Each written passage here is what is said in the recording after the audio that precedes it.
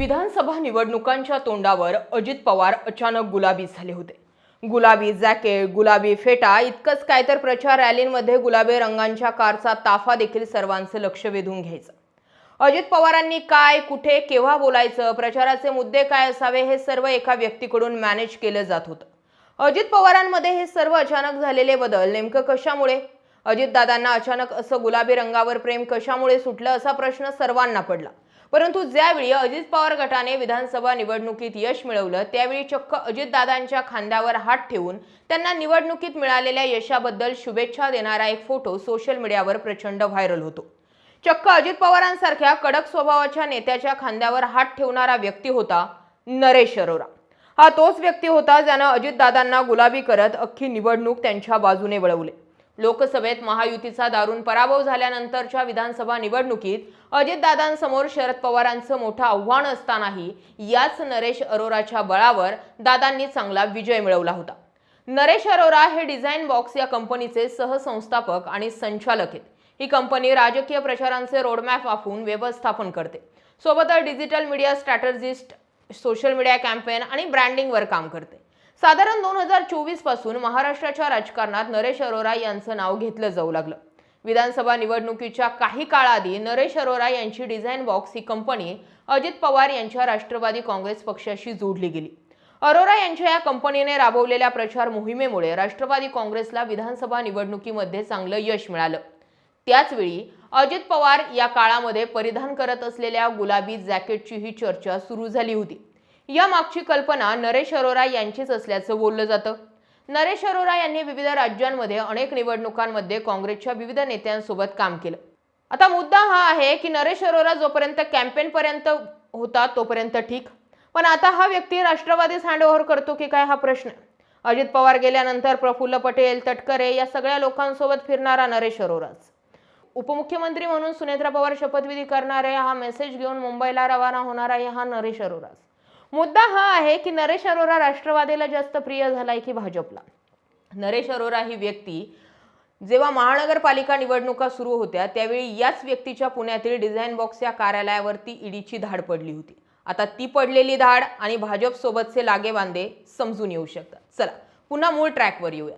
2017ला पंजाबमध्ये कॅप्टन अमरिंदर सिंग यांच्या प्रचाराचा काही भाग त्यांनी सांभाळला होता। कॉफी विथ कॅप्टन सारख्या मोहिमांमध्ये त्यांची महत्त्वाची भूमिका होती। 2021ला आसाममध्ये काँग्रेसच्या महाजोत आघाडीसाठी त्यांनी काम केलं होतं। त्यात त्यांनी सेव्ह आसाम ही मोहीम दणक्यात राबवली। 2022ला हिमाचल प्रदेशमध्ये काँग्रेसच्या विजयासाठी त्यांनी डिजिटल आणि ग्राउंड लेवलवरती रणनीती आखली होती। कर्नाटक विधानसभेच्या 2023च्या निवडणुकीत अरोरा यांनी काँग्रेससाठी पे सीएम आणि 40% कमिशन सरकार यांसारख्या आक्रमक प्रचाराच्या स्ट्रॅटर्जी आखल्या होत्या। या निवडणुकीमध्ये भाजपचा पराभव होऊन काँग्रेस सत्तेत आली होती। त्याच वर्षी राजस्थानात त्यांनी मुख्यमंत्री अशोक गेहलोत यांच्यासाठी राहत कॅम्प आणि 7 गॅरंटी या योजनांचा प्रचार आणला होता। परंतु निवडणुकीत काँग्रेसचा जरी पराभव झाला तरी गेहलोत यांच्या वैयक्तिक लोकप्रियतेचा आलेख उंचावण्यात अरोरा यशस्वी ठरले होते। अरोरा हे केवळ कागदावर पॉलिटिकल स्ट्रॅटर्जी न मांडता प्रत्यक्ष ग्राउंड लेवलवर काम करण्यासाठी सुद्धा ओळखले जातात। मानवी भावभावनांचा हात घालून ते प्रचाराची दिशा ठरवत असतात। त्यांचा सर्वाधिक भर हा इमोशनल ब्रँडिंगवर असतो आणि हीच काही वैशिष्ट्य त्यांना त्यांच्या कामामध्ये यश मिळवून देतात। महाराष्ट्रात लोकसभा निवडणुकीत अजित पवार गटाचा दारुण पराभव झाला होता। त्यांचा एकच खासदार निवडून आला होता। एकंदरीत महायुतीची कामगिरीच निराशाजनक ठरली होती।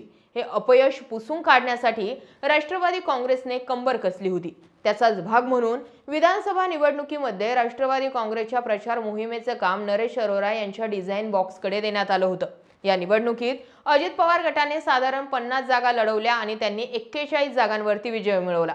या यशाचं श्रेय महायुतीच्या कामगिरीबरोबरच नरेश अरोरा यांच्या राजकीय मोहिमेलाही दिलं गेलं। त्यांनी राबवलेल्या प्रचार मोहिमांमुळे पक्षाला चांगलं यश मिळाल्याचं बोललं जाऊ लागलं। आता अजित पवार यांचं 28 जानेवारी रोजी अकाली निधन झाल्यानंतर राज्यातील राजकीय घडामोडींना मोठा वेग आला।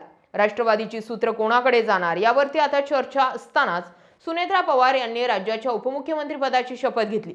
याआधी त्यांची राष्ट्रवादी काँग्रेसच्या विधिमंडळ पक्षनेतेपदी एकमुखाने निवडही झालेली होती। सुनेत्रा पवार यांना अवघ्या तिसऱ्याच दिवशी उपमुख्यमंत्री पदाची शपथ घेण्यासाठी नरेश अरोरा यांनी कन्व्हिन्स केल्याची चर्चा राजकीय वर्तुळामध्ये रंगतीये। आता देखील दोन्ही राष्ट्रवादी एकत्र येणार असल्याच्या चर्चा सुरू असताना अजित पवार गटाकडून मात्र याबाबत सावध भूमिका घेतली जाते। तसेच राष्ट्रवादीने शरद पवारांसोबत जाण्याऐवजी भाजप सोबतच सत्तेत कायम राहण्याचा निर्णय घेतला जातोय। त्यातही नरेश अरोरा यांची भूमिका महत्त्वाची असल्याचं बोललं जातंय।